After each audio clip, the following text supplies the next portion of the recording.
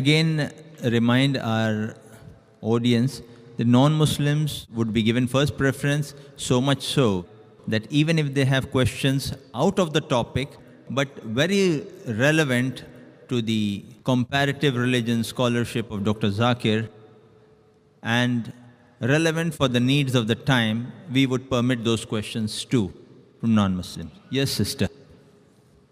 My name's Caroline. I'm a journalist. I've got a two-part question here. Does Islam propagate acts of forgiveness?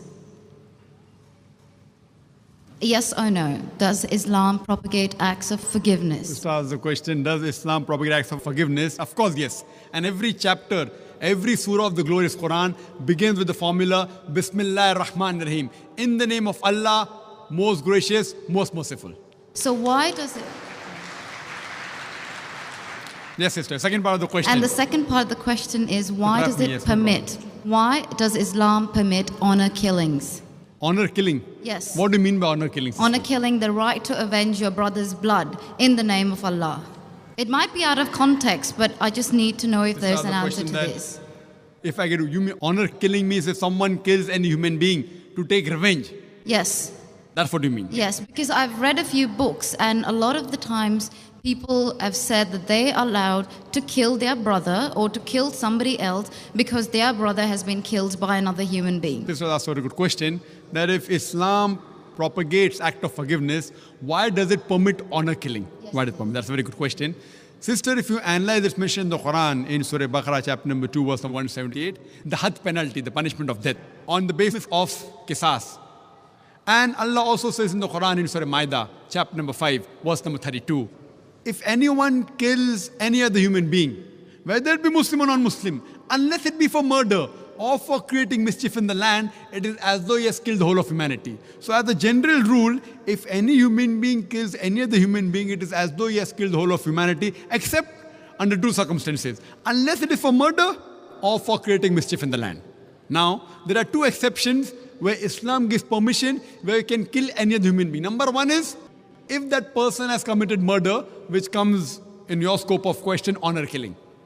Number two is if he is creating fasad, corruption in this land. Again, this is not compulsory. If someone kills someone, it's not compulsory he has to be killed. Islam also says that if the relatives of the person who has been killed, if they take blood money, if they forgive the killer, that person who has killed can be forgiven. But under normal circumstances, if he's killed someone and if I want death on that, because for death, again the punishment is death.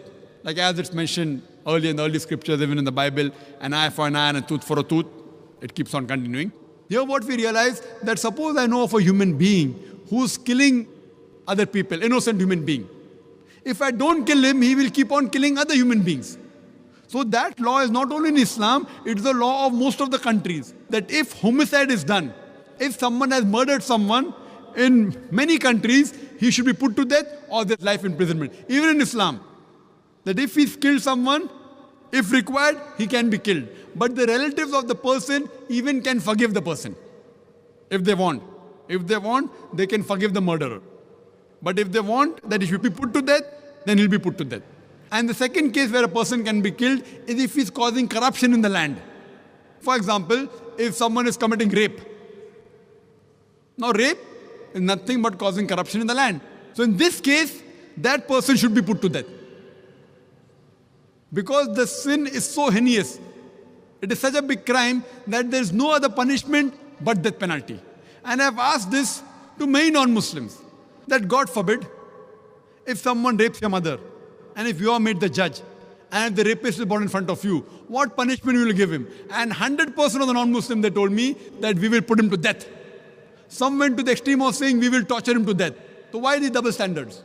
You know, in America, which happens to be one of the most advanced countries in the world, according to the FBI statistics, in 1990, every day on average, 1,756 cases of rape took place. According to 1996 statistics, US Department of Justice, every day 2,713 cases of rape took place. 1990, 1,756. 1996, 2,713. Maybe the Americans got more bold. That means every 32 seconds, One rape is taking place in America. We are here in this auditorium for the past about 3 hours. Already more than 300 rapes may have taken place in America. So Islam has a system of hijab, which I mentioned in my talk. That when a man looks at a woman, he should lower the gaze. The woman should follow the Islamic hijab, which I mentioned earlier. After that, if any man commits rape, he gets capital punishment. Even the American law says that 7 years rigorous imprisonment for a rapist, but most of the time he's let free. So when you ask even a non-Muslim, what punishment will you give? 100% say we'll put him to death. There was one American who was a smart aleck. In America, he told me, Brother Zakir, first I will give him 5 years rigorous imprisonment. I told him, do you know, according to the statutes of America, out of those that commit rape, after they imprison and after they're let free, more than 95% commit rape again. So if you want your daughter and your mother to be raped again, you're most welcome. I don't want that. So he said, if that's the case, in the first time itself, I put him to death. So in such cases, where there's corruption of land like rape, etc., Islam gives permission, death penalty can even be given for that case. Hope that answers the question, sister.